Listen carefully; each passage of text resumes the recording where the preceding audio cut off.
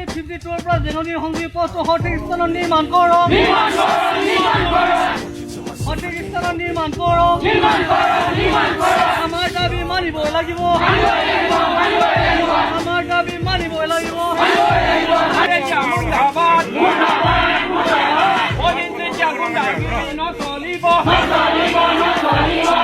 দাবী মানিব লাগিব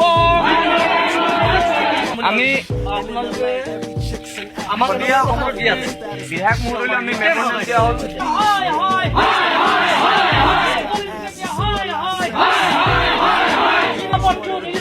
নিৰ্মাণ কৰক বন্ধ কৰক বন্ধ কৰক অসমৰ মুখ্যমন্ত্ৰী সৰ্বানন্দ সোণোৱাল ডাঙৰীয়া আমি মেমৰেণ্ডাম দিছোঁ কিন্তু আজি পৰ্যন্ত তেখেতলোকে কোনো এটা শুদ্ধ সিদ্ধান্ত তেখেতলোকে দিব পৰা নাই গতিকে আজিৰ দিনত এনেকুৱা এটা যদি ডিপাৰ্টমেণ্ট থাকে এনেধৰণে যদি কামবিলাক কৰিবলৈ আহিলে সৰ্বসাধাৰণ ৰাইজ মানে শ বছৰ ধৰি বঞ্চিত হৈ থাকিব ইতিমধ্যে অসমৰ মুখ্যমন্ত্ৰী ডাঙৰীয়াক আমি অলৰেডি জনাইছোঁ আমাৰ ডি চি মহোদয়ক জনাইছোঁ আৰু আমাৰ ভাস্কৰ শৰ্মা বিধায়ক মানে মাৰ্ঘেৰিটা বিধায়ক ভাস্কৰ শৰ্মাক আমি কথাটো জনাইছোঁ তাৰপিছত বলিন চিটিক আমি কথাটো জনাইছোঁ আৰু এই জনোৱাৰ স্বত্তে পিছত আমাৰ যিটো ৰাস্তা বনাইছিলে সেই ৰাস্তাটো স্থগিত হৈছিলে কাম কৰা নাই মানে তেওঁলোকে তাৰপিছতে যে আমাক সেই ৰাস্তাটোৰ আলোচনা কৰিবৰ কাৰণে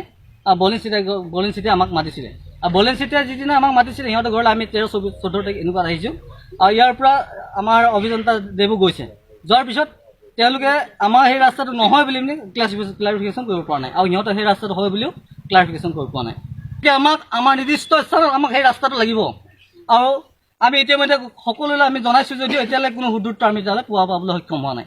আৰু যদিহে নিদিয়ে আমি তেনেহ'লে আৰু পিছত আমি কি কৰিব পাৰোঁ আমি সেইটো আমি এতিয়া ক'ব নোৱাৰোঁ আমি বিভিন্ন ধৰণৰ কাৰ্যসূচী ল'ম মুঠতে নিৰ্দিষ্ট স্থানত যিটো স্থানত ৰাস্তাটো হ'ব লাগে সেই স্থানতে আমাৰ ৰাস্তাটো হ'ব লাগিব